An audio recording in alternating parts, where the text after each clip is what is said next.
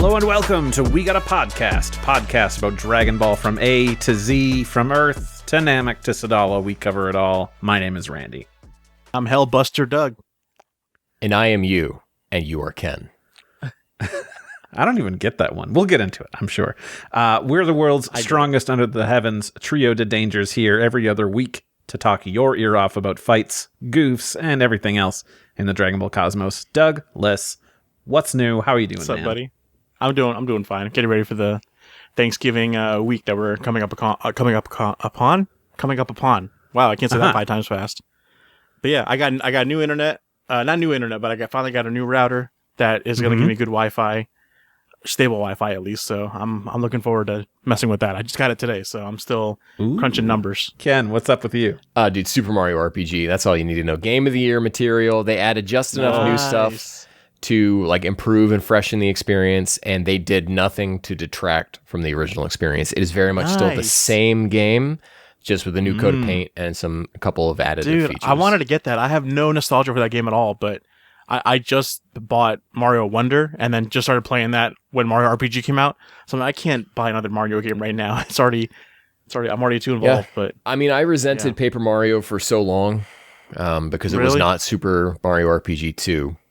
And Super Mario what's the RPG difference then? 2 Sell me on that then, because I really want to play Mario RPG. The weirdness and the humor is very much the era of Squaresoft when they were just balls to the wall wild, and you don't really see a lot of what's in this game, and the way that the ideas are so slapdashed and yet somehow all work. You just don't see that kind of stuff anymore. It's a very weird game, and Miyamoto would never let something like this happen today. No way. Oh man, I gotta try this game. God dang it. Randy, what about you? I'm doing pretty swell. I put together a list of things to talk about, and then I remembered one thing, and I deleted everything else off the list. No spoilers, but man, Scott Pilgrim takes off. Doug. Oh yeah. Oh my God. What a show. So good, man. I was not expecting to love that show. I walked in. 20 minutes into this 22-minute episode, I was like, this is annoying. This kind of sucks. I'd rather just watch the movie. But then, boom, left turn. Love it. Yeah. It was it's a trip. Yeah, because I was like, okay, yeah, I mean, it is just an animated retelling of the and then it gets really interesting. So well, it's so easy to just compare the same lines from the movie, and like they did it better in the movie. I don't want to hear that. But then when they do their own thing and like it's just new lines, because I still don't think they're great voice actors. Because they brought the original cast back from the movie, because they're great actors, but that doesn't mean they're good voice actors. But when it's new material, you have nothing to compare it to, so it gets a real pass there. And just I enjoyed. I never laughed so hard. I haven't laughed that hard in a long time. I don't think to anything or a cartoon at least. But yeah, loved it. Nice. Yeah, all my billionaire friends have turned their back on me. Even my millionaire friends. So great. We'll have to do, we've been doing a spin-off Evangelion podcast. Doug, we might have to do a spin-off. Yep. I'll bring out the AK field. Good. Great. You'll be prepared. Oh man, you guys just want to jump into what we're doing before I keep going about Scott Pilgrim? Yeah, let's get back into the actual. Doug, just so you know, on Randy's and my end right now, you are a series of vertical purple lines. Yes. What? We'll keep going. We'll just keep going. So yeah, Ken, you're throwing stuff way out of order. First, we got to talk about what we're doing. Yeah. Of course, first of all, we're continuing, despite all odds, we're continuing the Dragon Ball GT retrospective of Auspiciosity. And to keep you... In spite of all your fan mail. In spite of everybody pleading us, please stop. Stop. Before it goes off the rails. Too late. We're off the rails. We're here, and we're going to recap what has happened leading up to this point in Dragon Ball GT. It has been quite the year in the Dragon world. Pilaf found the ultimate Dragon Balls. Goku became a child. The ultimate Dragon Balls scattered across the galaxy. The evil Dr. Mew was killed by the parasitic lifeform Baby. Goku unlocked Super Saiyan 4 and killed Baby. Piccolo died and Earth exploded and was subsequently wished back thanks to the Namekian Dragon Balls. Sure sounds like Goku and his friends have finally earned some extreme peace, don't you think? And that's got you all caught up so that today we can talk about episodes 42 to 44 of Dragon Ball GT, which aired April 16th, 1997 to April 30th, 1997. Okay, Ken, now you can ask the question. All right. What did we all think, God, guys? these are only 3 episodes because I was going to blow my head off while watching these dumb, stupid episodes. I'm sorry. Yeah, they were right. Ken, what about you? I'm actually going to partially agree with what Doug said, is that these were absolutely moronic, stupid episodes, and I quite enjoyed them. Oh, see, I was going to pop in here and be like, I know these guys are going to hate it. They're going to be like, why am I doing this to myself? Yeah, and I was going to come in with the energy. I was just like, you know what? They're great. Get a positive energy? How? You have some defending to do, my friend. I enjoyed it. I'm not going to defend. I'm just going to say it was good. I had a good time. If you had a good time, that's great. That's great. I didn't, but I just thought it would be a fun energy to come in. But now Ken ruined devil's it. Advocate. So it's just me again. I'm the posy boy. You're the the posy boy. Yeah. I mean, I'll lie the whole way through. Oh no, I had a great time. I think that the bar was set so low from the last batch that we watched, and just getting to see everyone, and I thought the same thing. How could it get worse? But then it did. Now I know it's different for us in this day and age. Hearing it's not novel for us to hear Wakamoto or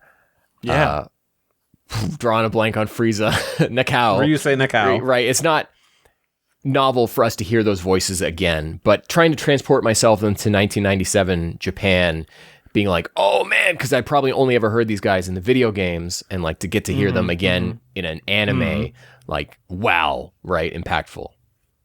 Well, I think it's still kind of novel to hear Wakamoto's voice, like when he popped up on screen for these 3 episodes.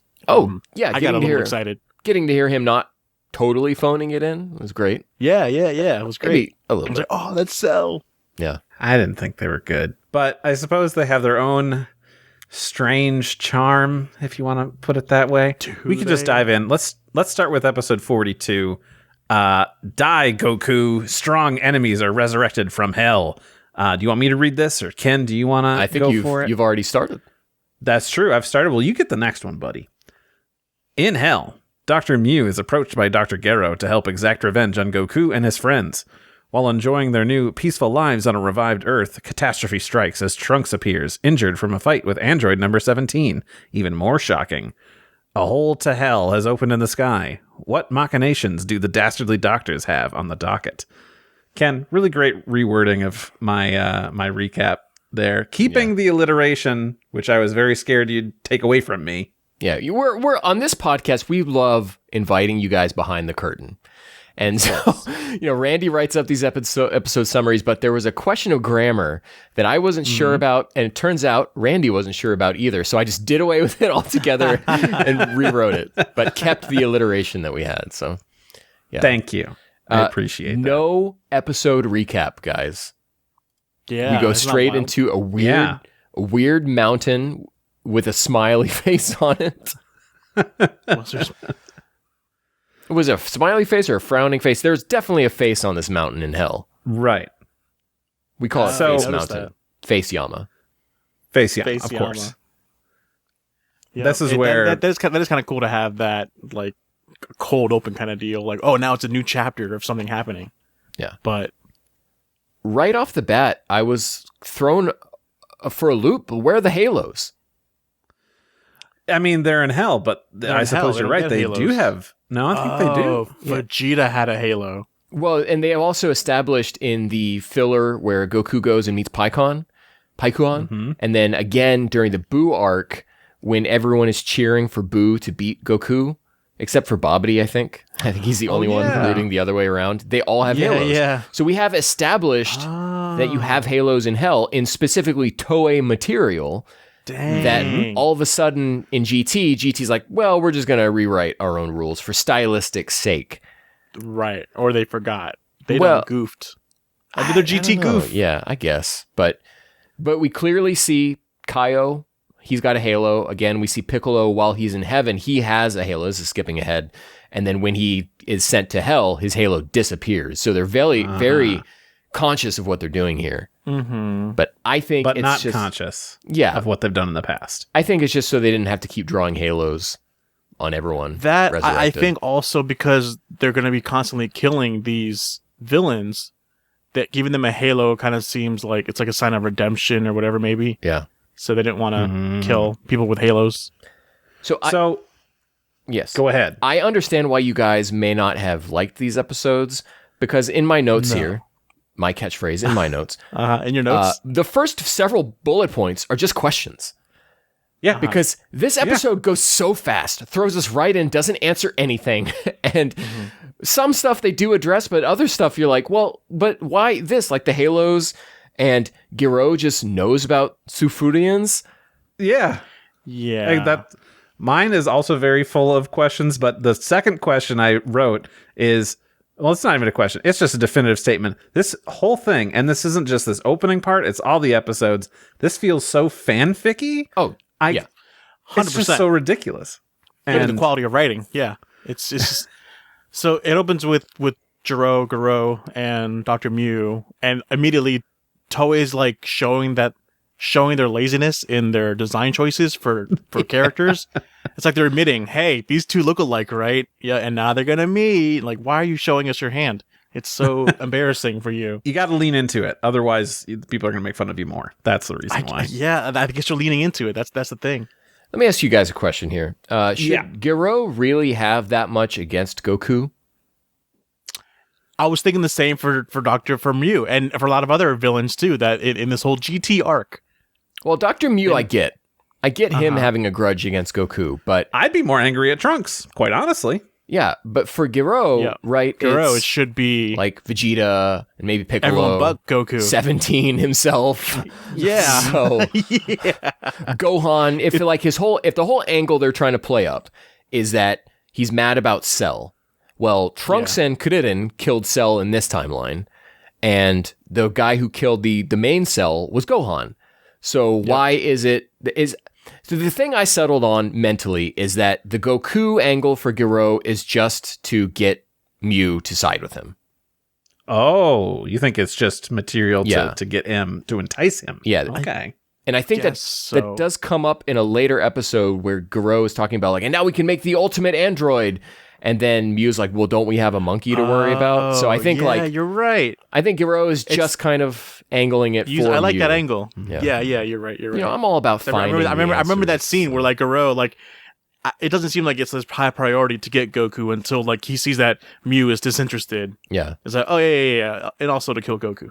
yeah, but because Yeah, okay. it doesn't make sense for that really to be his issue at all. No, but I mean that's just GT. It just feels like they're just thinking of the idea of what Dragon Ball Z is, and like, oh yeah, these villains must hate Goku, right? Okay, let's go with that. Yeah, And that's as far thought as they put into this. isn't it a dub thing that like Garo wanted revenge on Goku in the Android arc?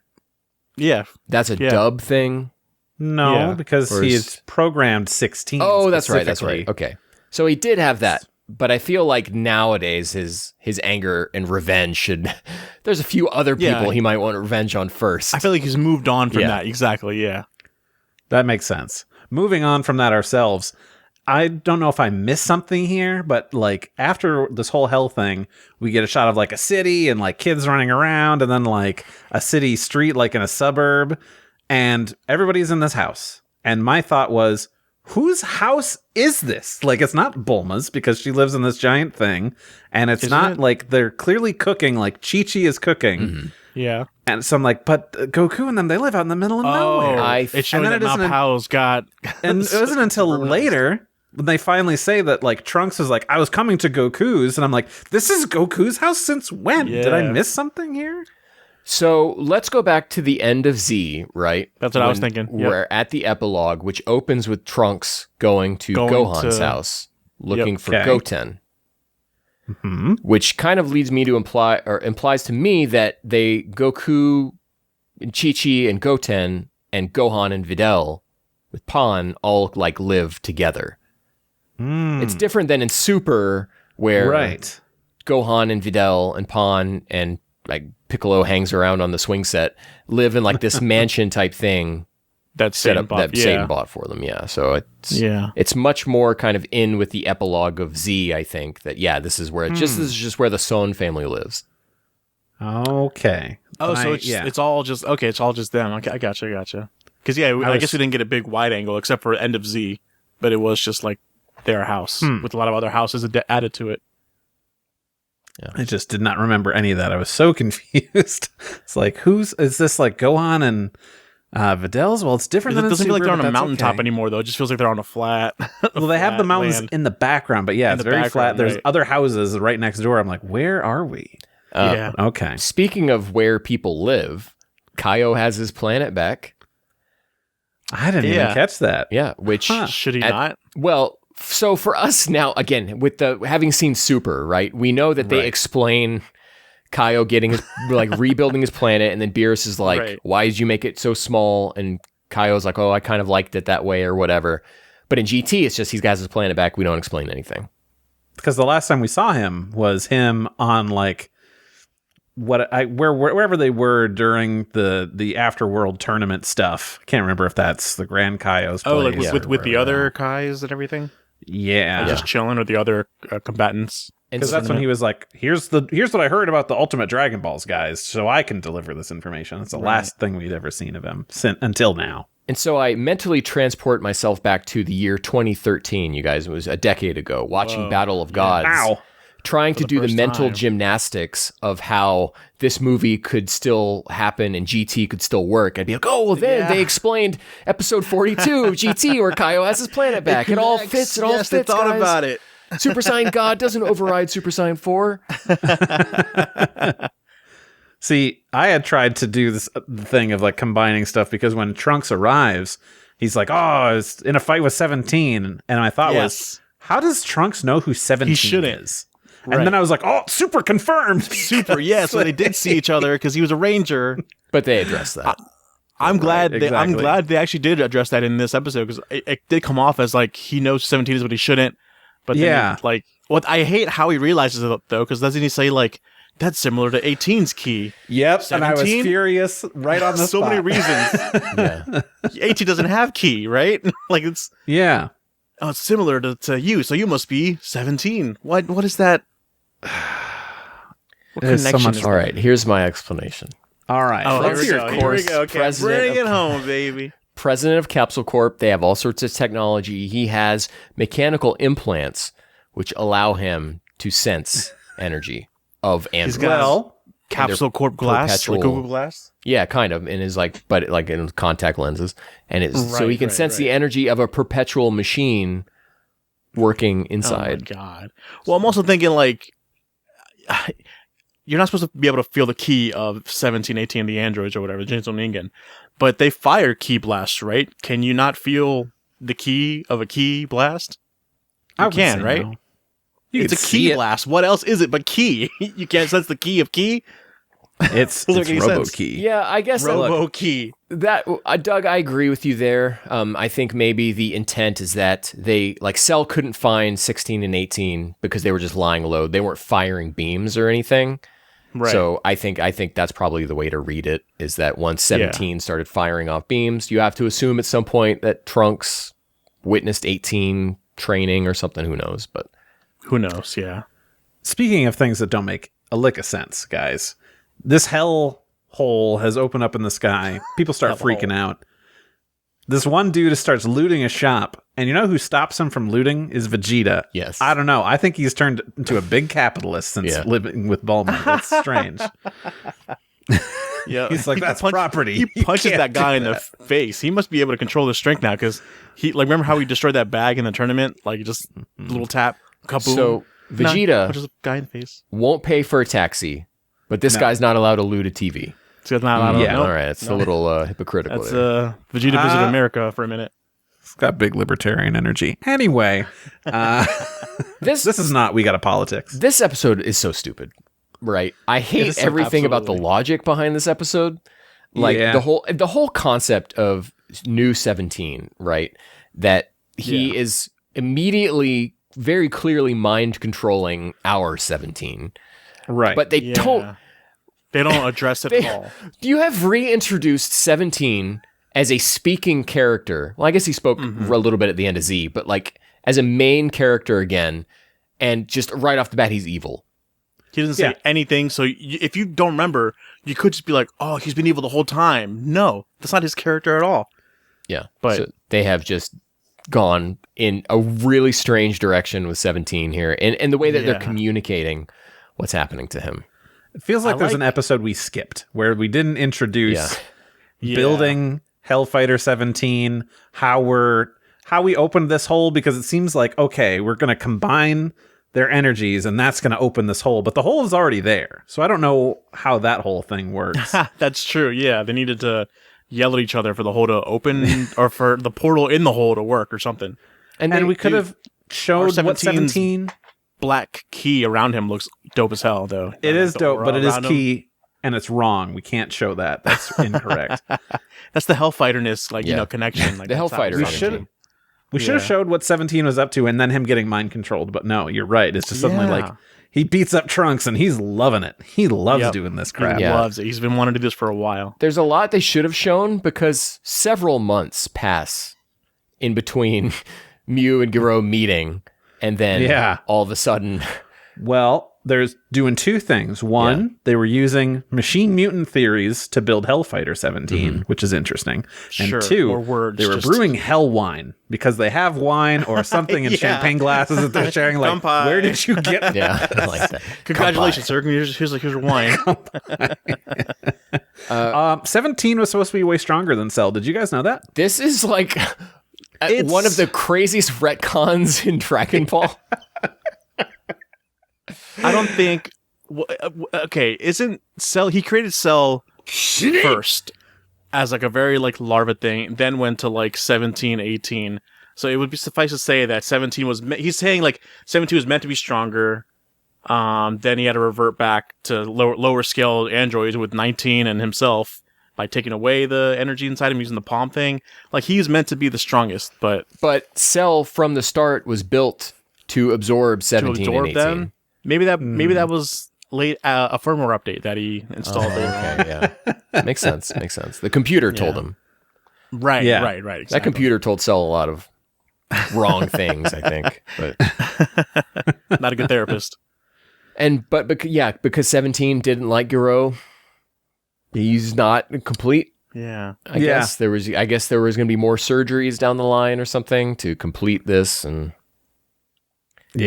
had to put his real power to be dormant because otherwise, I suppose, it would be too dangerous. Even though he clearly was already, because he killed you in like 2 hits, dude. You did a bad job at patching out his power. When Trunks was waking up in that bed, did you guys go, hold on, I've seen this before. The special from like Super. No, from Super. Yeah, this is how the Goku Black arc opens. Trunks just got his butt kicked, and then he comes back, faints, or he pre-fainted, I guess, and then he wakes up, and then he recounts the story to everyone. Yeah, I was more upset that he was still wearing a scarf and like all his clothes. Like, it just felt weird that he was fully clothed under the bed with Bulma there, his mother. You think his mother would be there to like make him more comfortable while he's taking a nap, but whatever. At least take the boots off. My favorite thing of him telling the story of what's going on is everybody is there with rapt attention, except for at some point Gohan leaves because he's like, Shaka, what's on TV in the other room? Yeah, it's like he just left. Dad, you want to watch some TV? Like, it was so weird. I did like how I made my own mental gymnastics when they're all like, I think everyone's getting up on Trunks as soon as he wakes up. Like, did you see this? Did you see that? And then it's Chi-Chi that's like, did you see 17? I'm like, how does Chi-Chi know about 17 in any capacity? Did she want to hear the story from Goku like at all or anything like that? But I'm thinking maybe while Trunks was passed out, they were all grouped together and talked about 17, waiting for Trunks to wake up. And so like Chi-Chi got excited about hearing 17 because that's the one thing that Trunks gets out before he passes out. You know what I mean? I just thought that was such a great bit that I wasn't even thinking about the logic of who's asking what question. I'm always like, as soon as Trunks walks in and is like mentioned 17, I'm like, who does and doesn't supposed to know who 17 is? And that's so when Chi-Chi says it, it's like, what? 17 did not meet all of our characters here. No. What's going on? And I like that. I like when they address it and are like, oh, he doesn't know who this is. Like, I like that attention to detail. I was too busy thinking about other things, like when we bring up like, oh, okay, all the bad guys are coming back from hell, and that he wants to like Frieza and Cell are there, and I'm like, wait, okay, so let's just take the logical jump that Super and GT happen in the same timeline. So you want to do that? Okay. Currently, where we are in Super, Frieza's back. He's back in a big way, right? And yeah. he's wrecking shop. He's gonna die again at some point. He's got to go back to hell for this whole thing to happen. Otherwise, GT. It's not canon, guys. Yeah. And you won't be able to figure that out. become Black Frieza anymore. So, but speaking of Friezalings, Kula is canon, baby. Yeah, cool. I didn't even see him. He's like the most he's prominently biggest featured on the TV. I just hold my hand up like, nope, I don't see Kula. There's a chance I might have to look at Metal like Kula. bad I don't want to news. see it. Yeah, That's exactly what it is. yeah, it's Kula, and then there's also like And Miso 19 Katsune or something. on the 19 there's, front. there's some other movie villains. You see Raditz, and then what I guess is Yakan. supposed to be Geese, and a few different people on the TV. A very more in shape Dodoria. Like Yeah. you I noticed how that too, skinny he yeah. looked? It's like good My diet. SH Figure doesn't look like that. Yeah, exactly. Yeah. They're like that would take up less space in my shelf. Can I get that one? Yeah. I should have paid less for that figure, but yeah. So How close in the world of anime did this come out to movie 12 when they all came back from hell? This would have been As about well. two or 3 years. 2 years, because that would have been like Yeah. 95. After? Probably, yeah.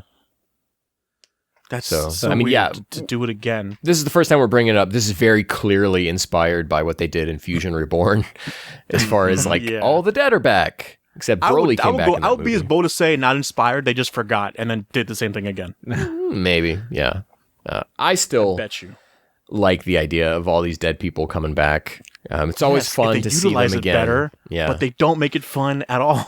yeah. I mean, I was at almost least so excited to see a solo Goten episode of him defending the city, because when Gohan's like, hey, check out what's on TV, they all just sit on the TV and watch and are like laughing, having a good time, watching people die, the city being blown up, and just like there's no sense of urgency, just like, man, that sucks over there. What should we do, guys? No, go. I liked it that Bulma is like the only one being serious about this, and Goku's like, well, I gotta go to hell, and everyone's like, okay, yeah, go. And Pon's like, I want to go with you, and Bulma's like, oh that's my a God, callback. you guys. That's a callback joke to just the Sun family and how disgusting the food they ate was. Yeah. 'Cause, like, Seven see, there season was- toad, some sort of eel, and then there was Sorry, a third dish, just in Senpai. case Senpai, I don't remember. I actually meant to go through and rewrite everything down. So let's just say, if this is a question, that's minus 1 point.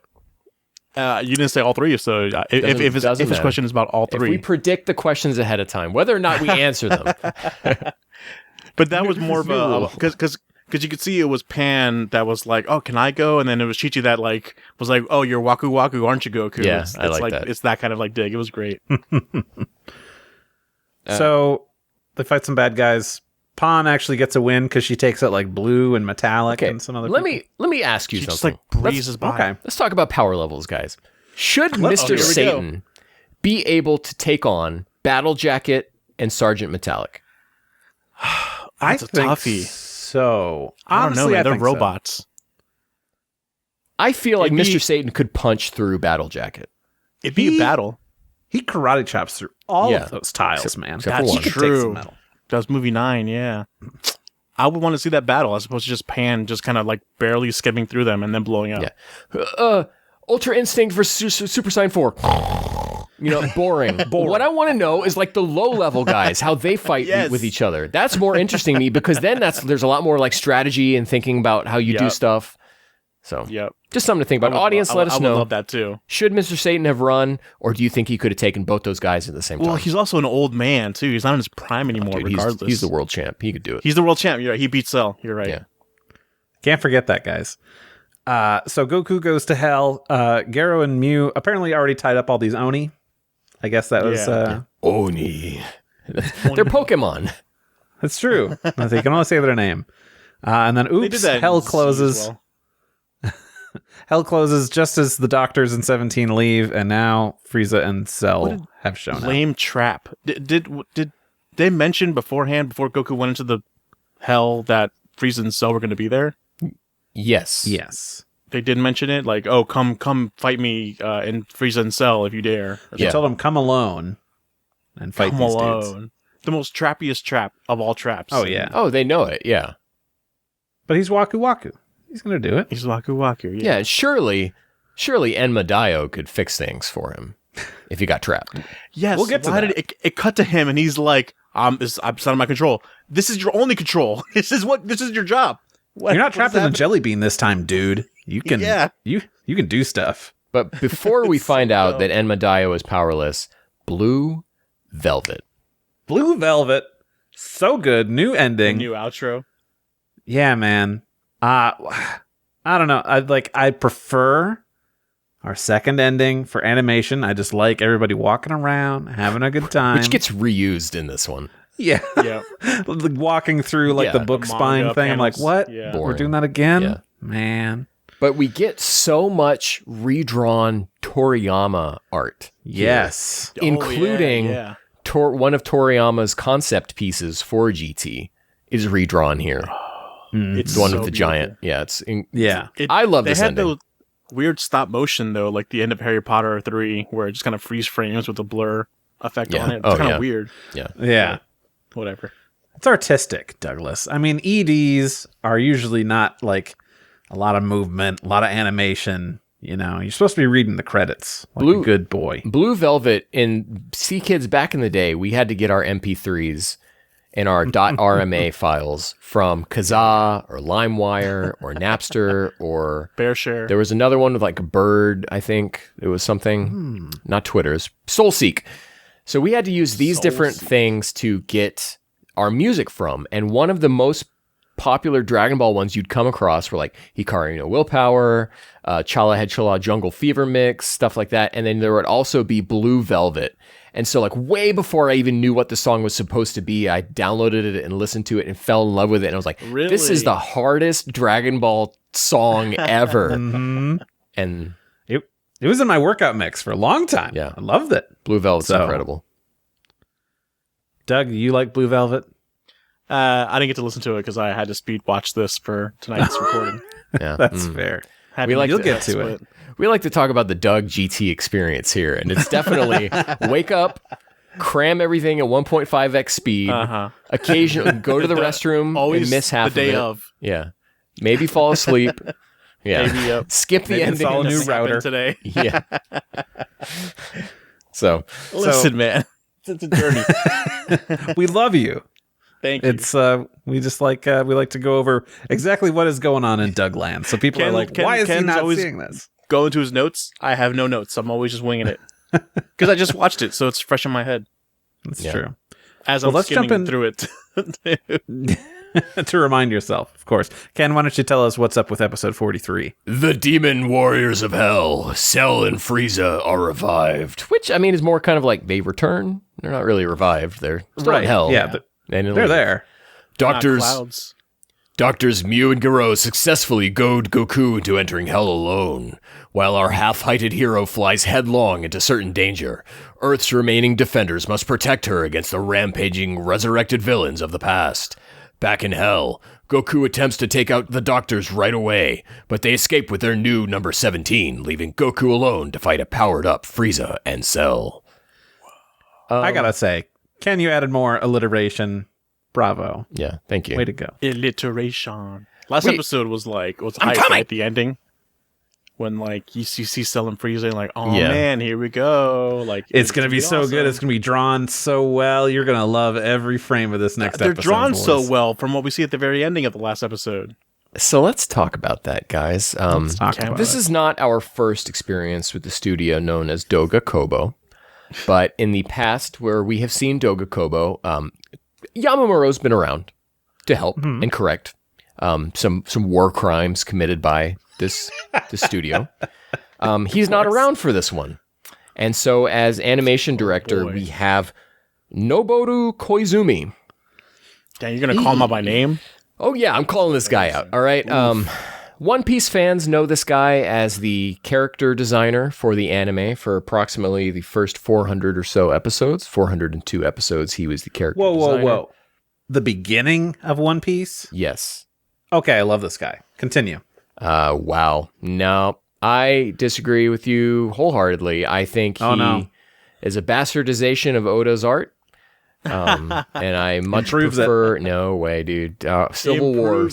Wow, bold. Damn. There goes our One Piece Look, podcast. AJ's not here to speak for himself, but I got into it with AJ about this too because I really don't like this guy and I don't like his. Well, let me say, AJ and I are on the same team. Is that what you you're guys saying? are on the same team. But again, Okay, good. I'm not offended by the One Piece animation at all. By the way, well, it's not. I'm gonna So put that out there. let me kind of bring into context what I'm talking about here. This guy's faces suck. They suck, and you guys know they suck ass. Okay. I gasped. I said, "Oh my god!" so loud when Cell's face appeared on screen for the first time. Yeah, It was atrocious. His face, and listen, his faces are so incredibly off model that it's unbelievable that this ever made it to air.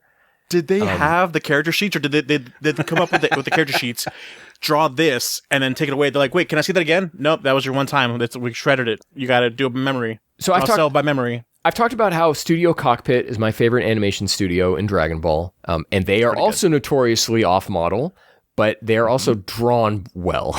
And Yes, I there's don't a difference. Yeah. Now I will say in Koizumi's defense and in Dogakobo's defense, the motion in this episode is quite good. It's just that the faces range from "wow, that's interesting" to "oh god, what have you done with Toriyama's baby? You have chopped its head off."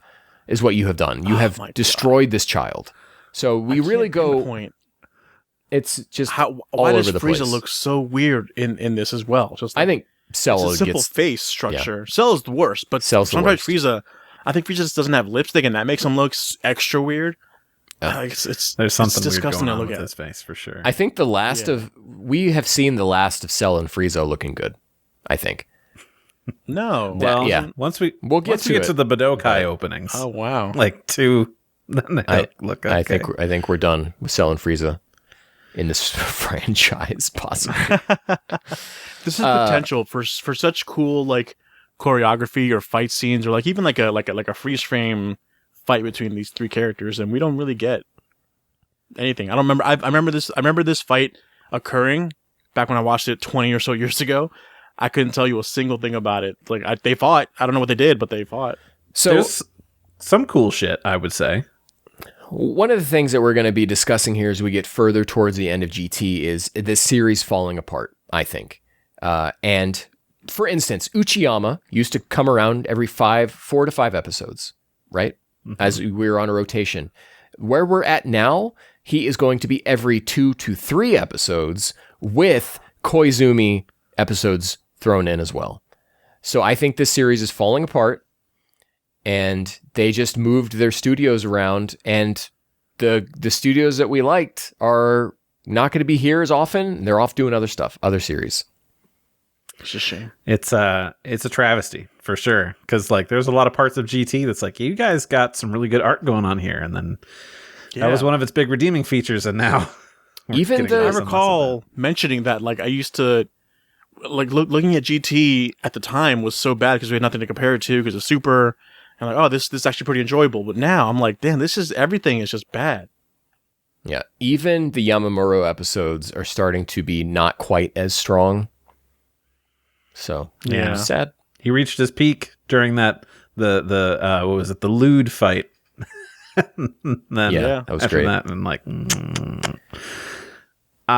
So Frieza and Cell have been training. oh yeah, they're stronger now. Still not enough. Cell goes, check this out, and then no gold happens. So immediately you're like, oh, is that all you got? Yeah, You guys Goku forget how to doesn't use even your bother key? transforming. Yeah. He said Goku says that. So sassy. There's so much Goku smack talk in these episodes. Oh my god, his Wakamoto impression is incredible. Incredible. It's such. I didn't know that's what he was doing at first. I'm like, why is this doing that with his voice? And then he's like, are you mocking me? I'm like, oh, that's what he's doing? Oh my god. It is such an Says the same un-Goku thing Yes. that to hear Nozawa doing this in such a voice that she's never done, you're like, what is this?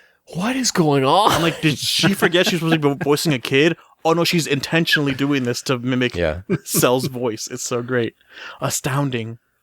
And then we see Goku do again, there's some cool stuff in this episode. Yeah. We see him do just the most awesome power-up sequence where he just like engulfs in flames. Fire Yes, everywhere. that was so dope. That's never been a thing before. And I'm like, I want this to happen all the time now, But guys. it doesn't Come amount on. to anything, though, does it? He just engulfs in flames, and then Yeah, he doesn't transform, nothing. He's just like, well, now he's Hellbuster Goku now. Yeah. Well, I mean, we do know his body temperature comes to play, so maybe, I don't know, it's true. Reacts differently in hell. He does other cool stuff. Thing to not have him transform into anything. I think the writer's thought process is like, oh, kids are going to talk about how cool it was that Goku didn't even have to transform to fight these villains. Yeah, but I'm like, it was cool. I want to see him. I want to see him transform into a Super Saiyan 4 and just like doing nothing to these guys. Like that'd be more fun than this. But no, I like it. That's just my take. Yeah. I mean, he does cool stuff like he gets to ride on Frieza's Kienzan, and then a spike falls and he grabs that. So now he's got basically a pole. And the Kienzan is Kinton. Yeah, exactly. Yeah. It's just it makes a noise old-timey. or what? No, but just the way that it's framed. He treats it like he's using it. Yeah, incredible. Yeah. He's got a new ability, the Kamehameha counter. Yeah, which is actually in the guidebooks. I like that. It actually is it really? Yeah. I figured it was capitalized. I'm like, that's got to be in a book somewhere. Yeah. Kamehameha Kaiishi. Yeah, I think so. That's so cool. Okay, so this is probably going to be a Zenpai question because he's now like pulling, visual stuff. And again, if we acknowledge that it's probably a question and he asks it, that's a new rule. Minus 1 point. How many Cybermen are on screen? I'm not sitting here and counting how many Cybermen or doing the math behind how many are in between the original series and here because they don't add up. And that's all we got to know is that there's way too many Cybermen here. Look, that makes you think then, right? Like, is it just taking villains from the past, or is it taking like every villain that's ever existed?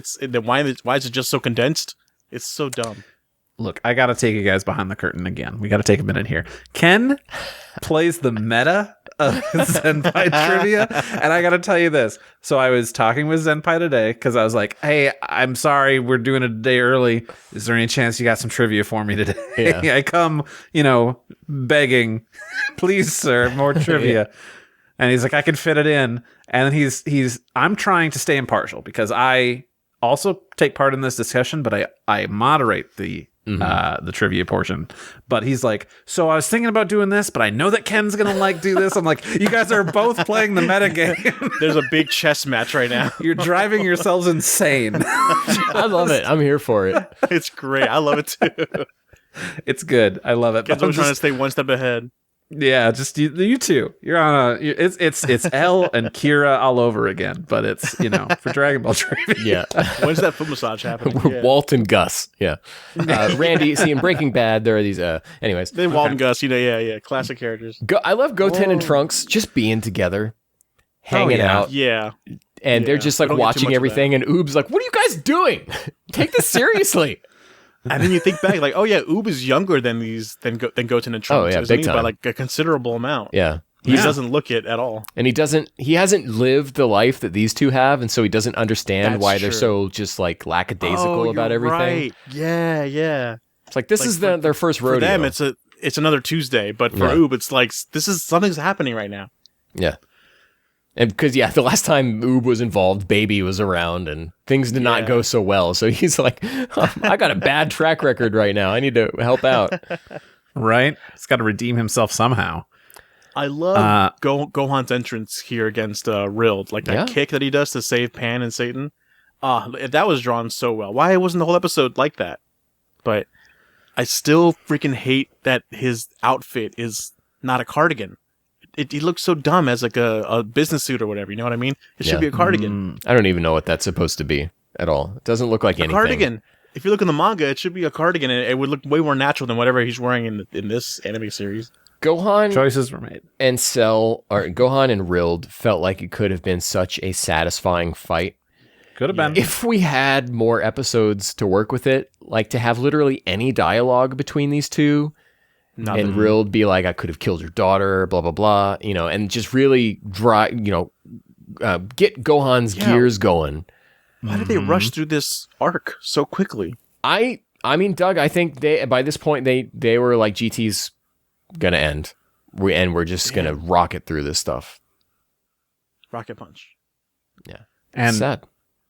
They rocket through stuff, and I think, because we've got all these fights going on, We've got like Gohan versus Rild. We've got Goku versus Frieza and Cell. We've got Oob against Saibamen for days, I think.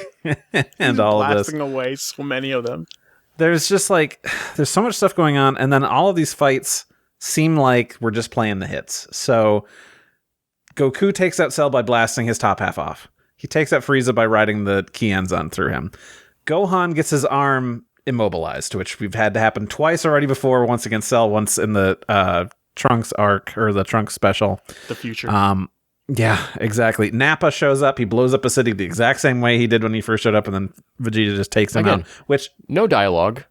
No dialogue. I don't even think it's the same voice actor, because he's just doing growls. What a wasted scene. What a waste. Everybody wants to see them reunite again and talk or something, but nothing. Or Vegeta to be like, check this out, and then blows him away as a Super Saiyan. Or anything, or just... I don't know how much of Fighter Z's storyline you guys played, but we do get that there. Oh, okay. Which is why Nappa decides I forget what happened. To team up with Frieza, I think, in the end. Because he's mad about Vegeta. Of course. Right. Does Nappa in this destroy a whole city like the finger thing, and then Vegeta come and talk to him? Mm-hmm. Vegeta didn't save that city. That whole city is just gone now because Vegeta he was busy with the looters, Doug. All right, these guys could have stolen a Walkman. Particularly with the humans, they were coming out with the TV, a 45-incher. In the fight between Gohan and Rild, one of them gets smashed into a big portrait of Mr. Satan. Is that his outfit from movie 9? Oh, I don't recall. Senpai question. With I don't cape recall. And everything.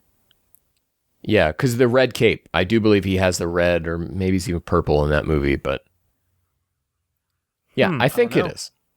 It's not. Huh. What? I have to take a look. I don't know. Okay. I don't know. I don't recall. Well, I can see Doug scrubbing through it right now, so I'm just looking for his... I'm trying to, but it's not coming up. It's just close-up shots of Rild and his stupid arm. But yeah, I thought it was weird that they kept showing the billboard, like for what reason or another, but yeah. So we learned some new stuff about Cell's biology, which is that he can still absorb people in perfect form state. Right? What a gross... Oh my god, you reminded me about that. Yeah. Enjoyers of body horror, have we got the anime for you? Oh yeah, man. And why was his whole tail like brown like that? I thought just the tip was like brown. Just the tip, yeah. And then like when Goku is climbing out of it and he pops out and it's all like scrunched up on the... Yes! It's like he came out of a belly button and like made the innie an outie. No, coming out of it. More like loose foreskin or an asshole. Something. I don't know. It was gross. It's whatever it is. It's fucking gross. Yeah. Why didn't, since we've already established that Frieza and Cell can't die, why didn't Goku just like explode from within Cell? You know, like that would have been more satisfying than seeing him just come out. Oh, just reverse the footage and make him come out. Now, wasn't it already established that if you die when you're dead, that's it, you're gone? Yep. And now they're like, well, Frieza and Cell are immortal. Well, no, they're saying that in hell, they are immortal. Okay. So the stuff with Vegeta was that... I could buy that. Was Vegeta was in the world of the living when that was happening. Yeah. No, Vegeta wasn't... No, they fought in hell. You talking about Janemba? No, I'm talking about... We're talking about the Buu arc. They fought in hell and they fought in the Kaioshin realm. Well, in movie 12, when Vegeta fought Janemba, like it was a risk of him dying again. Oh yeah, which is Toei material. So there were weird beans, man. The bean effect was changing things, so it didn't really work out that way. The classic bean defense. Yeah. Ken's bringing it out again. So. Goku also, we've talked about this before, where he now is like, well, once I've seen a technique, it can't be affected. I can't be affected by it. Stupidest fucking thing. He just got hit by a solar flare 5 seconds ago. Yeah, that's true. And he has the audacity to be like, once I've seen the move or heard about it, okay, great. So you can hear about the smorgasborgasborg, and because you've heard about it, has no effect on me now because I heard about it. Shut the fuck up, Goku. But beyond that, I was trying to think, like, how many times has Goku been hit by the same thing twice? Yeah. And I really couldn't... What does it mean by doesn't affect me? Well, I mean, again, that could be Simmons. If without knowing it could be rewording something. I don't know. It was just a reason for Cell and Frieza to show him a new move. Yeah. That isn't really a new move. It's Hell's Buster, which is great, but isn't... Oh, no, I'm thinking Hell's Flash. Never mind. Android 16. Which, as far as I'm concerned, Hell's Buster is the exact same thing that Frieza did to Goku on Namek, which is putting him in an energy ball and then throwing him around. But this time it's like, it specifically goes down to the bottom. Goes down to like a lower level of hell. And guys, hell level 2. I don't know what it is with this show and its boner for Sugoroku space type side things. We didn't need to do this at all. We didn't need to go to this lady with the ice machine. They don't ever explain who she is. Nothing. Why are we doing this? Like, just have us more of this fight going on. It was just just to have like a fake like cliffhanger, like, oh, Goku's going down to hell. Like, what the fuck is this bullshit? It's so stupid. Thankfully, we do get a little bit of relief from that because now we're back on Earth. Again, playing the hits. They're on the way out of the city because they're evacuating. They're in traffic. 18 says that it's going to take too long and that flying would be faster. Exactly what she said when 17 wanted to drive to go see Goku. And she doesn't say, hey, we should just use Bukujutsu. That's true. But I got to say it. If you're a SNK fan out there, I don't know if you get the same vibe as I do, but when 18 steps out and she's in the suit and she's got a haircut like that, I'm like, that's King from King of Fighters, and I love it. Nice. I love King. This was my favorite sequence for a long time. This was a great her against 17. How did 17 find her? They can sense each other's key. Her energy. Yeah, it sense the key out now. We've established this now, right? For no reason, like homing devices or something. So why couldn't Cell, having absorbed 17, have found her in the Cell arc? I hate to ask. Yeah, see, if they were flying, if they're using Bukujutsu, then maybe they'd have a reason to be like, oh, I felt Krillin's key. But now they specifically pointed out that they're driving in a car, so that there's no key being used. Well, 18. It's Marin's hidden key. She's so strong that she's exerting so much energy. She can't help it. Well, I guess the thing I could think is that 17 has somehow learned to sense key, which you could not do in the Cell arc because they had to use 16 for that. They have a brother-sister twin bond. That's why thinking, he can find her. Or he could somehow sense key and then locked onto Kuririn's. Like, oh, this human's key is larger than everyone else around him, but not so large that I would ever think it's a threat. This must be Kuririn. He just got lucky and found her. You know how villains usually do that in other media. I sense this other guy out in the desert with a cat, but that's surely I don't need to bother myself with him. So I'll go over here. Oh no, Yamcha. So he shows up and he starts to coerce 18. I'm like, oh no, come with me. We're going to do evil together and it'll be a good time. And that's kind of where these two never shown any interest in, really, right? The future 17 and 18 are like terrorists and all that kind of shit, but these two are just kind of rebels, like punks. Yeah. That just happen to be rabble rousers. Rabble rousers, and right? So like the enticement of like join me so we can cause trouble, we can own the world and terrorize or whatever. It's not them. It wouldn't be as bad if the original series didn't explicitly point out that these androids are different than the future ones. Yeah, in that way. Yep. Exactly. So it's just lack of understanding of characters. World of anime, you guys. Let's get there. If in case you were tired of watching GT and you wanted to know what was going on in the manga world, here we had Toriyama put out a one-shot called Booble of Demon Village.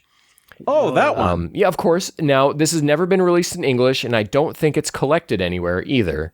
So good luck finding it. I did find it. And no English translation, but Toriyama's art, you can kind of figure out what's going on. So here's the story as I understand it.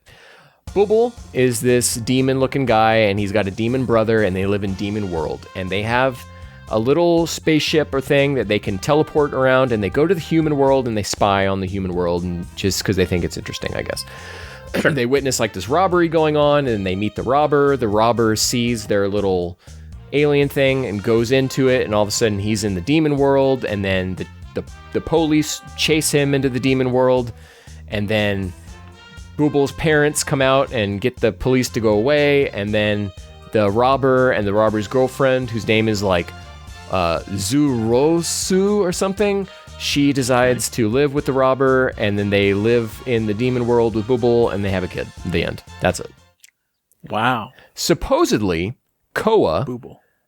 which is a short manga that many chapter, kind of like Sandland, that Toriyama does later on down the road, which is available in English, though I don't think it's in print anymore. That is an expanded idea of Booble in the Demon Village. So, interesting. that is our wacky world of anime for this I've never heard that episode. before. Wow. Yeah. Huh. Which takes us Interesting. to And episode 44. Which is the ultimate artificial human. The two number 17s unite. Sorry, had to clear my throat real quick. I hope that was enjoyable radio. Goku's fight with Frieza and Cell finishes in a frozen fashion, but even so, he's trapped in hell with no way out. Back on Earth, the rest of our heroes continue to protect their homes from the villainous onslaught, with 18 and Kuririn coming face to face with the original 17. 17 murders Kuririn and heads off to do what he was always meant to do, become complete and turn into the strongest artificial human in the world. Segasha's phoning it in now. Yeah.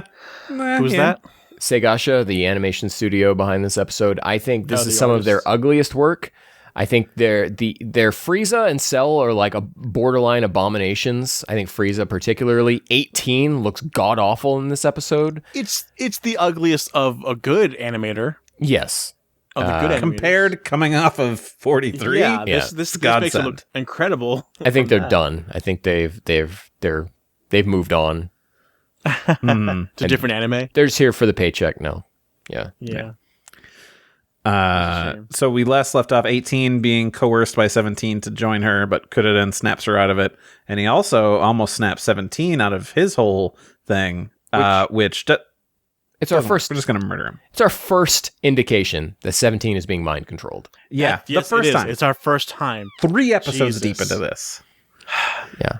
Couldn't have This done anything. needed to happen super earlier. But Randy, this is where I got the I am you and you are me. Yeah. thing Because he from- says that. he says yeah. that. Yeah, no, he That's actually says it in the Yeah. first episode of this arc. That's the first thing that 17 hears from Hellfighter 17 through the portal.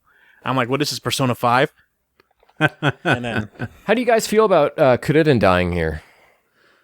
It's a shock because it's so sudden. Yeah. I'm It's so desensitized from people dying, but what I enjoyed because of it was 18's performance. Yes. What's the voice actress's name? Because she did an amazing job. The pure anger and just like the screeching, like yelling, like give him back was so good. I've never heard good voice acting like that in Dragon Ball, period. That was gave me definitely chills. Yeah. I think that's the thing. Like, I wish this arc ended here, where she takes him down. That's the Yeah. end of that. I don't know. She deserves it. I mean, She was great. she should be as strong as him, but he's always been He's to be the powered up, strongest. apparently, so. or whatever. Well, he has always been more powerful than 18. I think that was Bigger. always. I'm just glad it wasn't a Krillin versus Cell moment where Krillin is mad and like punches him, but nothing happens. No, 18 actually like gets good hits on 17. He just happens to come out the other end. One of those hits, or she kicks 17 in the arm in a way that looked exactly like when she kicked Like Vegeta's Vegeta? arm. Yeah. Oh no! way. Again, playing the hits. playing the hits. Is it playing the hits, or is it just like let's see what they did back then and just try and It's trace they're that? covering it up, being playing the hits by just being like, we don't have to think about choreography or like how this fight should go. Just do what happened before. And It's it'll like be showing us easier. fan service and then like nudging us like, hey, did you see that fan service I gave you? Like, don't do that. Just like Yeah. be a little more subtle about it. I think it would be less terrible if they had more episodes to work with. But instead, because this is happening so rapid fire, we're catching on to everything they're trying to do here. And it's like, give us some room to breathe in between some of these things. Have characters interact in satisfying ways. And we're not Yes, getting that right please. now. You literally had the best form to do that with, and you're not using it well. It's a shame. You know what else is a shame? Going back to hell with Goku frozen in ice. And Can I like fanfic real quick Yeah. about what should have happened Look, here? Because this whole thing does is all a the time. fanfic anyway. This the whole like hell thing. So what should have happened is when they send Goku down to level 2 hell or whatever, they should have been like, that should have been it for Cell and Frieza for a good bit. It should have been like, you're going down where the even worse people are. Good luck, Goku. Ha ha ha ha. And then it's just like a bunch of like faceless enemies, like all like just hoarding Goku and like grabbing him. But then an unlikely ally comes out with like a mask or like a hood or whatever, and like saves Goku, and like Grandpa this whole Gohan? episode is their journey to try and like get him back up to Earth, like, and everything. And it is his father, Bardock. That's some fanfic stuff. Go off, King. Goku never finds out that it's Bardock. Yeah. Bardock just knows. Once they complete the mission, once Bardock completes the mission of getting Goku back out, we know. Like, he finally takes off his mask and is like, I don't know, just words of encouragement, or like, go do it. That's so trashy, and I hate it. I love it. If we're doing trashy like GT is doing, just go full beans, because why not? They almost do it with Piccolo, but they don't do it. They don't execute it properly enough with Piccolo here. So the ice doesn't work against the dead, and then Goku turns it against... No, the ice doesn't work against the living. The living. And then he turns it against Frieza and Cell, and then knocks them over, and that's them. They're gone. That's it. They're immortal as shards now. Yeah. Forever frozen. Cool, right? And then so Goku's just watching the fight. Yeah. Giru Oob says Gohan. Yeah. And Giru's like, Giru's here. Giru's back. Giru's around, to do one thing. We haven't seen him at all. Either find the Dragon Balls or heal Metal Sosis. I was like, whoa, when did they pick him up? He's just there. There's So the two 17s combine. They gatai into Super 17, and then Vegeta does this weird thing where he like hawks a loogie before charging into fight, but he doesn't make a spitting sound. He's like, huh, and then he goes in. Unfinished animation when they were doing that. Where I passed out because I don't remember any of this anymore. Dude, the chin on Super 17 is out of control. Nakatsuru designs run amok. Yeah. Dude, what a great design though. Like it's something, maybe it's like the long hair or something, but it does look cool. It looks cool. I wish his face looked better. Yeah. That's all. Yeah, his body, his hair looks great. Oh, dude, there's one shot of Super 17 where they draw him and his eyes are so small, and I'm like, oh, like, and I've always thought Segasha small faces, particularly from Hisada, have always bothered me, but this was like a step too far.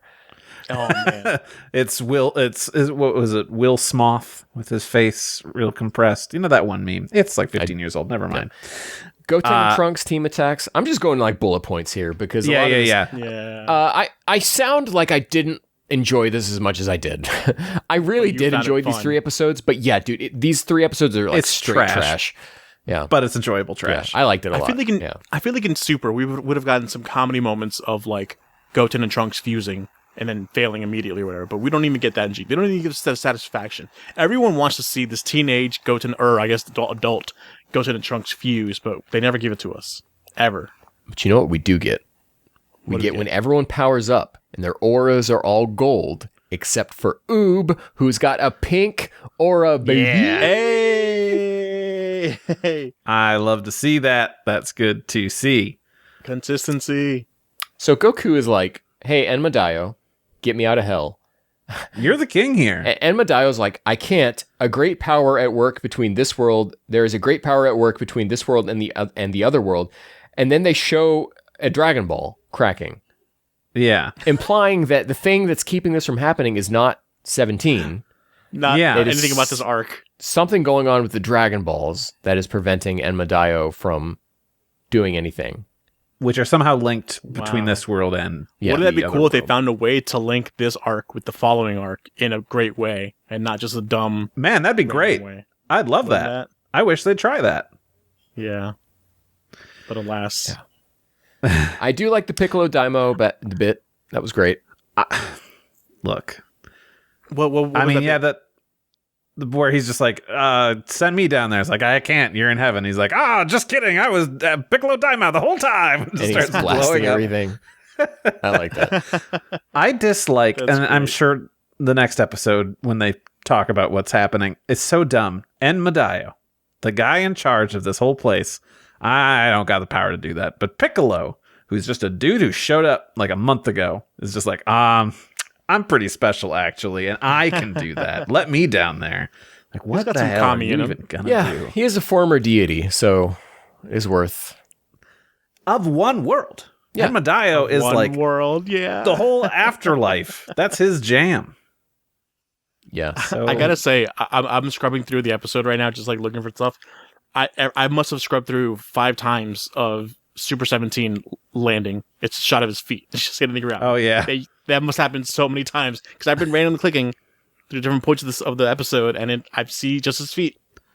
And I was really hoping they were going to give him a weird foot noise, like Cell or something, but it's just feet. Oh yeah, landing. Just feet noise. It's just feet. Oh okay, yeah. Just that would be feet. Cool. I go into my mind palace when trying to figure out what are ways that Goku could get out of this hell besides just. And Medaio and Piccolo's like, I got an idea, and I'm like, I actually have a great idea. Go to, because we're stuck in hell, the afterlife or whatever. Like, Piccolo, you want to get down there? Go to the Serpentine Road, jump off through the clouds. You're in hell, buddy. You don't have to be doing this, blowing stuff up. Just go. Just go. No one's stopping you, apparently. That was my thoughts in my mind palace. It's rough. Also, but Gohan's why? bang returns. Gohan gets his bang back. For one shot. He's tired. Yeah. And Final Shine shows up. Dude, it's such like the cringiest dad way of like, I've got a new trick. Final Shine attack. And it's just a one-handed blast that's green. Yeah. Doesn't do anything special. But the way he announces it, it's like, oh yeah? Well, I've got a new finishing move, buddy. It's like, it's going to take Budokai 3 for Storm. And then the last thing is just, we're still stuff on the Piccolo thing. I had thought of another one. Why can't Goku just use instantaneous movement to get out? And he can clearly like see, he could probably sense what's going on, be like, and I'm there. I mean, he is young. At least show that he can't do it. You know, at least show the attempt. I was thinking maybe you can't do it because didn't Goku have to run all the way to Serpentine Road from Kaio-sama's to Yenma's until Kami could teleport him back to Earth? So why wouldn't Kami just go to Kaio's? He does it in movie 9, though. Yeah. Oh yeah. So, and I know that we had the whole thing of like, well, he's young in this body, he can't do it. It's like, but he did it at the end of the last arc to be like, your son Goku, you can do anything. So it's like, okay, well, you can do it now. Except get out of hell. Except when you're in hell. So it just feels so stupid too for Piccolo to show up and be like, hey, a long time. I'm like, we saw you 2 episodes ago. Yeah, you but died he's 2 episodes ago. He gives such a good line of don't underestimate a Namekian's supernatural powers. We could take down Kaioshin if we had to, you know. Damn. Anyway, I don't know. That's all I got for these ones, guys. And I'm hoping that the next set does something. I know that it's just basically a fight with 17 from here on out, unless I'm misremembering. But I think where we're at now is about what to expect from GT going forward. Is that it's not going to be good. It's whether or not you can enjoy what's bad. Some trash. Yeah. You can just enjoy some quality trash. So, Doug, that's the mindset I challenge you to have going forward. I'm trying, but it's so hard. It's so hard. And it's so bad. I think when we get to the last episode that we're doing, I think we'll probably all come out pretty positive on that. But I think, here, spoiler alert, the next 4 episodes of this podcast are probably going to be slogs through hell. No pun intended. But we'll make it fun for you guys. And hopefully fun for ourselves, too. I'm still thinking like, hey, I'm going to try like hell to enjoy this stuff. And I will say, I enjoyed these 3 episodes much more than Canon Sigma Force, much more than episode 41 and the TV special. So it's all about finding I think I get more mad whenever I see that there is such great potential with the ideas they come up with. And like, come back from hell, you get to reenact with these characters. Oh, this would be great. Oh, can we see Goten like on his own in the city and do it? Nope, we can't. Like when it's just potential is just shot down. So hard. Yeah. Why couldn't Goten be a slut? Why does he have to be with Valise again? Why couldn't he show that he's a playboy and be with a different girl? Why does it have to be her again? I got really mad about that. With who? Nitpicky. The girl with the yellow dress. Palace? That Palace, yeah, or whatever her name is. Doug's See, I don't even know. watching I'm the like dub. Goten. I don't know. I just wish little things like that. Why couldn't he be with a different girl? Like just to emphasize how much of a playboy he is right now. But no, whatever. That's not the hill I'm dying on. That's just something I wanted to say before I forget that it was in my head. That's okay.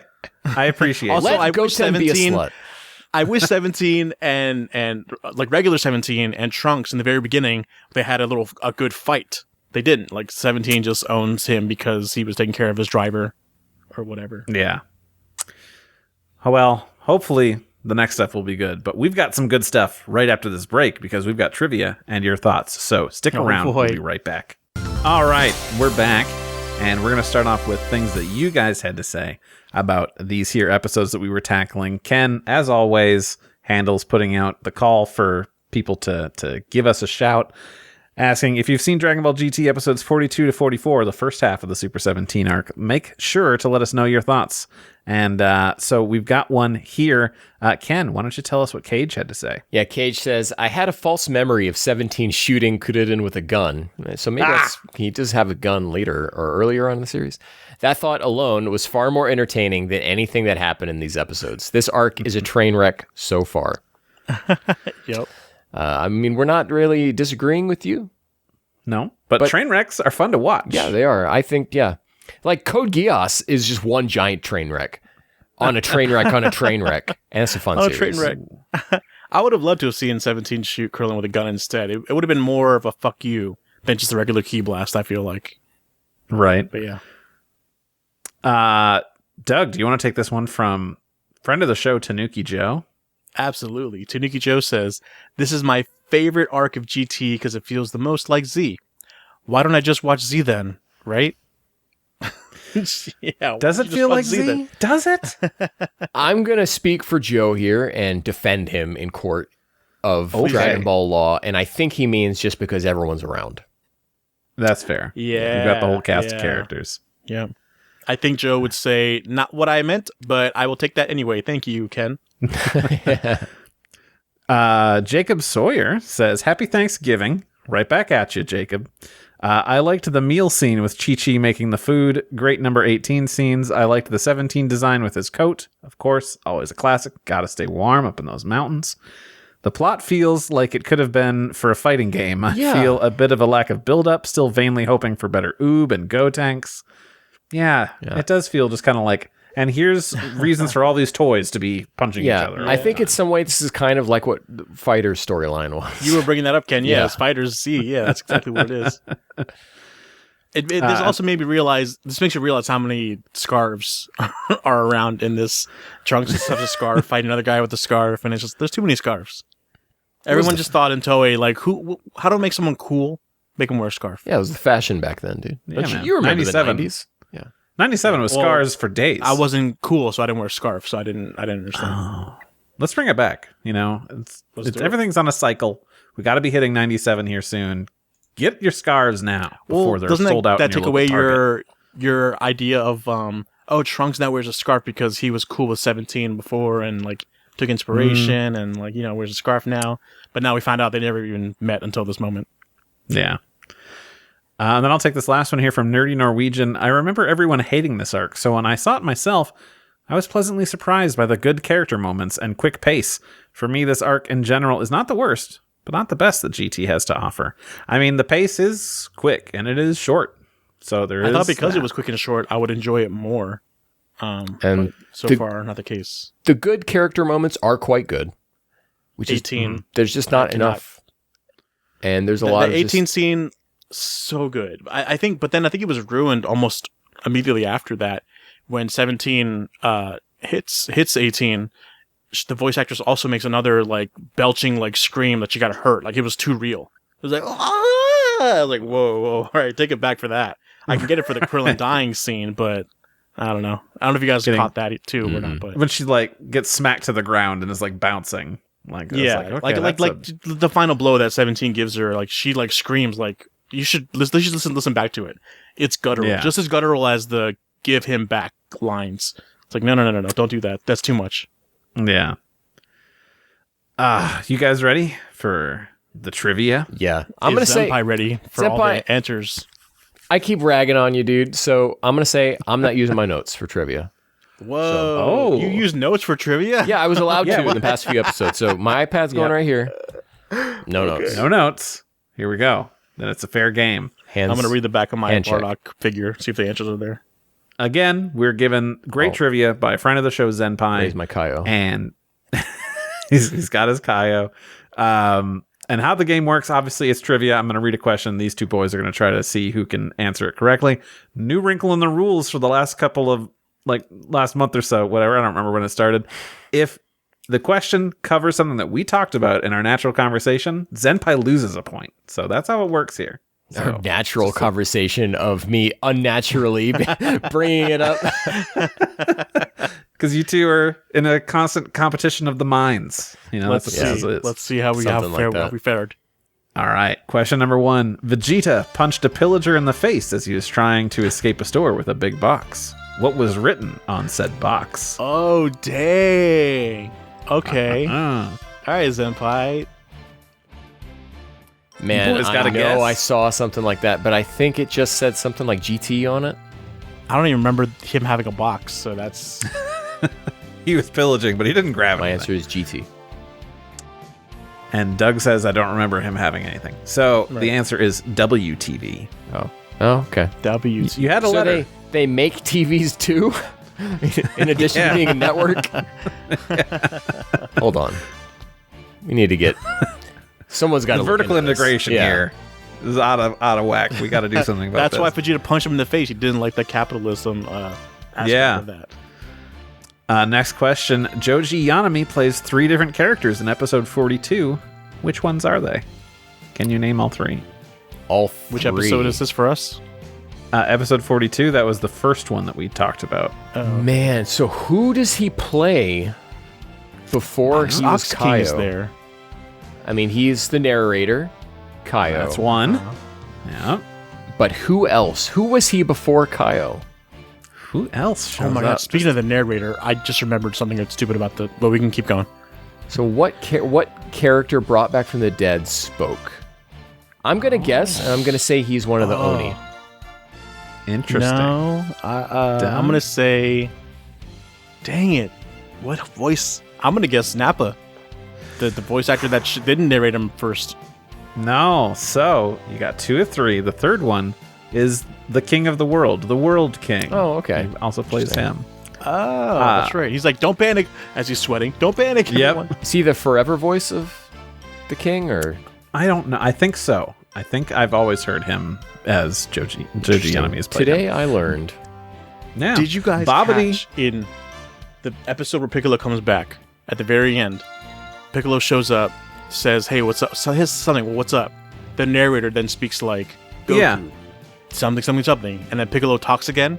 It made the narrator's inclusion seem so dumb and fisted. Did you catch that too? No. Yeah, because I didn't catch it.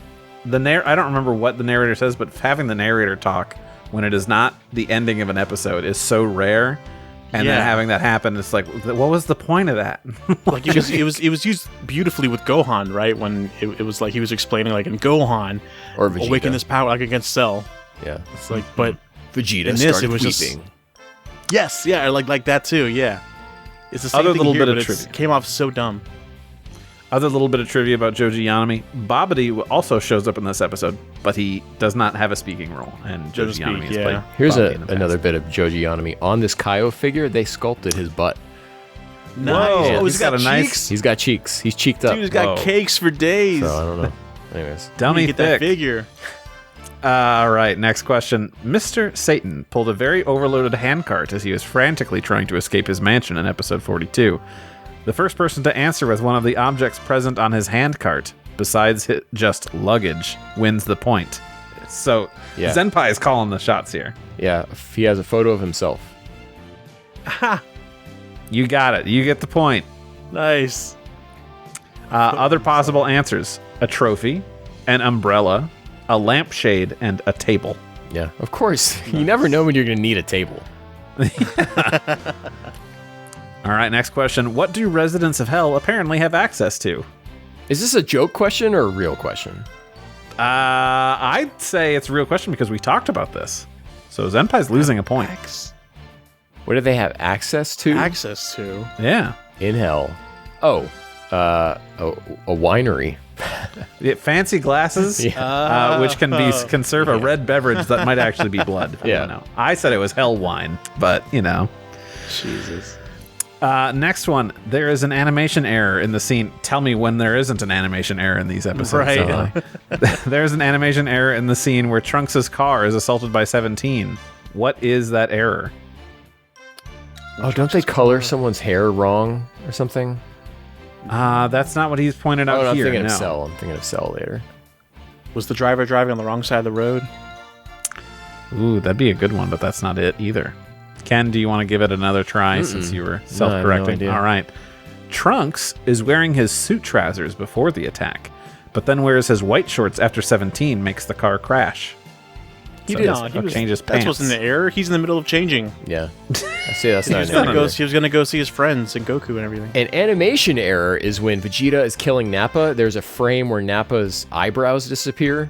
Which I used a long time ago to make a tweet using that, saying that like in the guidebooks, it states that Nappa turned Super Saiyan 3 right before he died.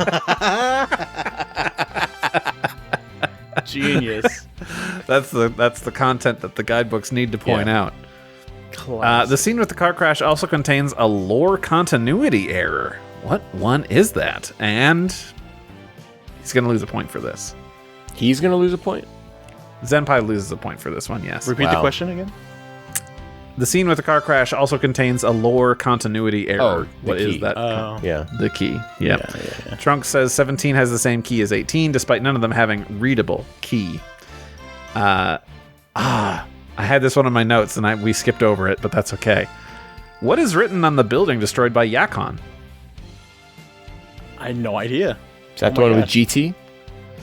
No. There is a building that says GT on it. In these sure, but that's not the one. There's a building that says image.core or something like that. Image.com. Yeah, I saw that one, yeah. So the one that is destroyed by Yakon says Kikuchi, and then P, I assume like Plaza or something like that, but just says Kikuchi. Oh, shouts out. God. Speaking of the music, this music, again, pissed me off throughout these episodes. Just there's no I thought it was good. They all suck. That like fast one, like it's just never played correctly. And oh man, I'm kind of like over Hitori Janai. We need to start using the other stuff. Yeah, it's true. God. Second to last question here, boys.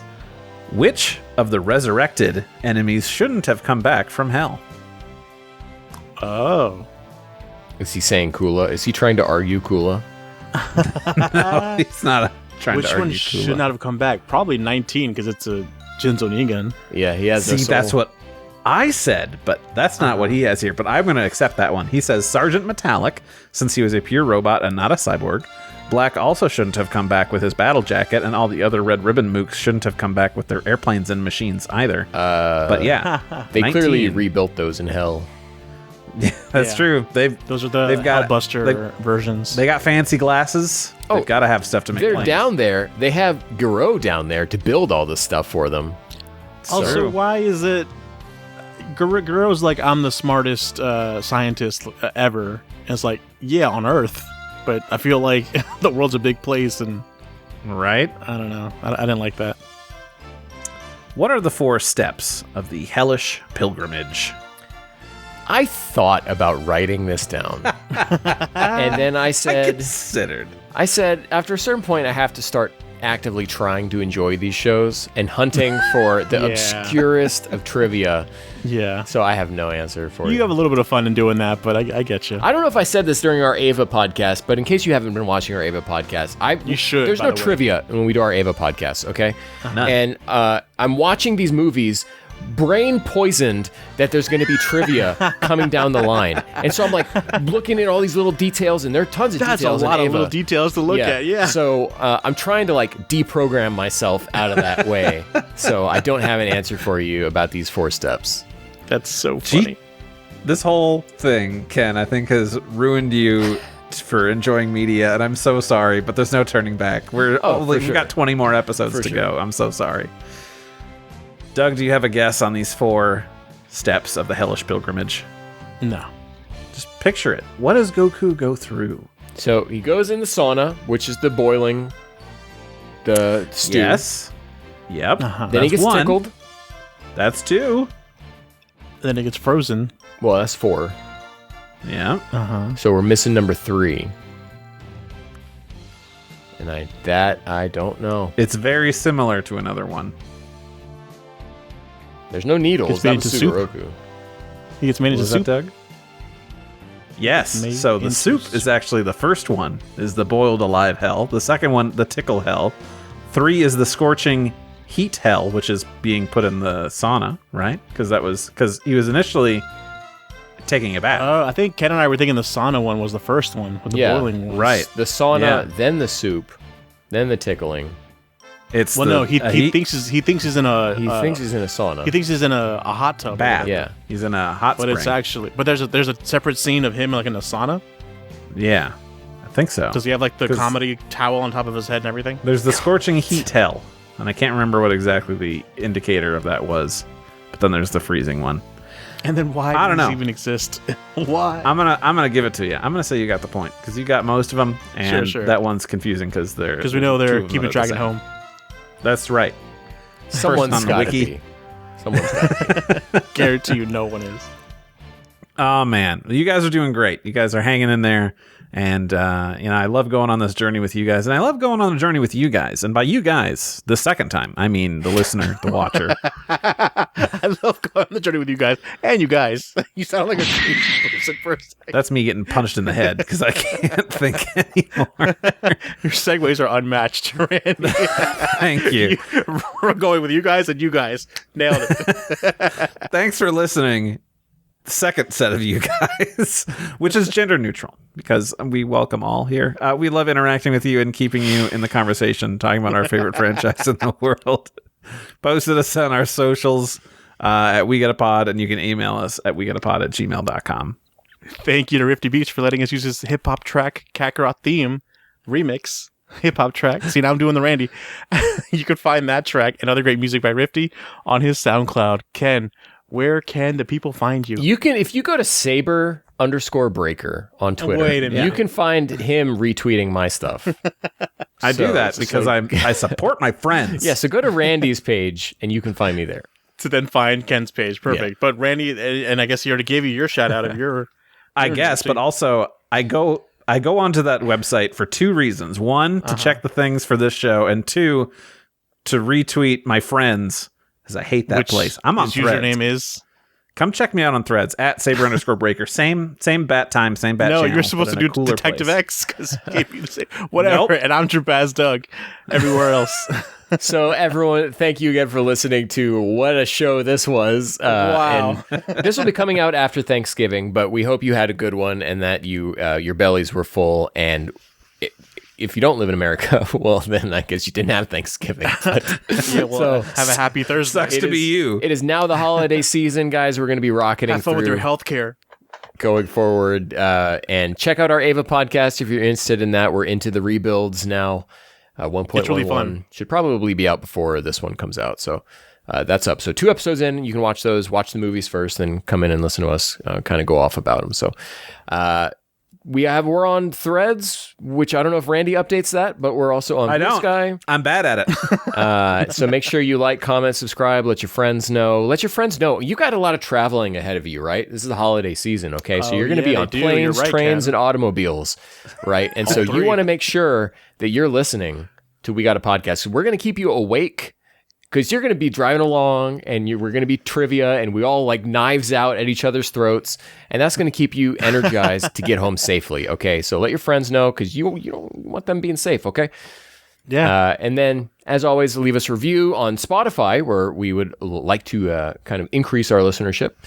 Randy's got quizzes, trivia. I don't know if there's quizzes there. Polls. He's going to have quizzes. He's got trivia, he's polls, all good stuff over there as well. So, and then of course we always like responding to you on Twitter and we're not on Facebook, but on YouTube. We like to talk to you there as well. So guys, always Thanks for watching. Thanks for listening. Wherever you're finding us, we couldn't appreciate it more. Catch you, Matsunator. Totally. See ya. I love you.